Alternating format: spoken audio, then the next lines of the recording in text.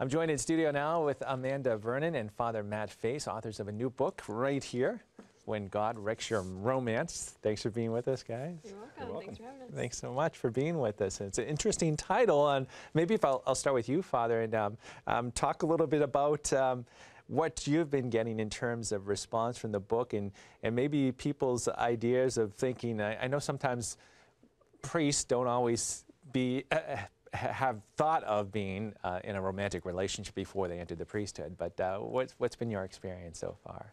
Yeah, my experience from different reactions about the book has been pretty varied, although I would say by and large really positive. Although there is a lot of people, I've gotten a fair amount of responses, I suppose, where they're like, oh, you can see for the first time them realizing that I do have attractions. I am a person, and all of that.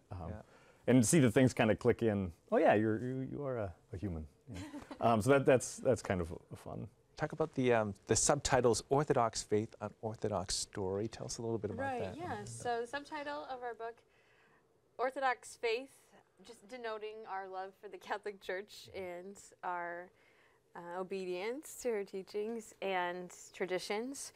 But then Unorthodox Story, I mean, really, our story is not unique. I would suggest even to your viewers, if they ask any priest, do you have a story about any relationships in your life before you joined the priesthood? There's going to be some stories. Yeah. And so what is unorthodox is the fact that we are sharing this account of our story so publicly, and I haven't seen that done between an ordained priest and a layperson before. What was it like putting the book together, coming together, sharing your stories or your remembrances of the time when you were together? Right? It was a great experience putting the book together. It was a lot, though.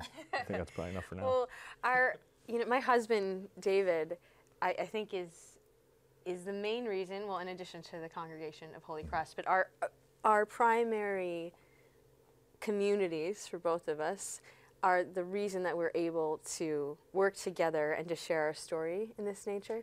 And I think that's what makes this unique, is that we have their full support. Both Father Matt's community and my husband are wholeheartedly encouraging. They were all along the journey of us writing. And in fact, there were a number of times when I would say to my husband, "That's it, I'm done writing this book. It's over." And my husband would say, "No, we prayed about this. This is really important. You need to keep going." And talk about the book, too, how it's sort of set up.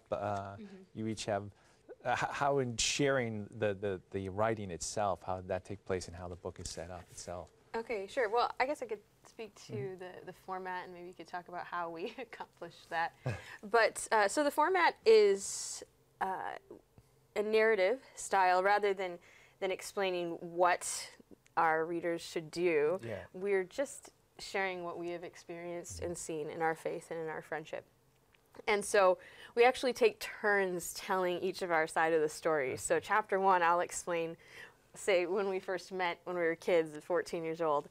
And then chapter 1, in the second part of chapter 1, will be Father Matt explaining when we were young and we first met when we were 14, but obviously it's from this totally different perspective. Yeah, so you see the scene unfold twice. So. Yeah, the fun part about that with the chapters mirroring, one was we each really get to have our own voice in it, and I think that comes across pretty clearly. And then because of that, the reader really gets to understand who we are and the way these decisions are impacting us. But then there's just a lot of, I think, great humor as well in seeing what Amanda presumed I was thinking and then hearing what I was or wasn't thinking, as the case may be.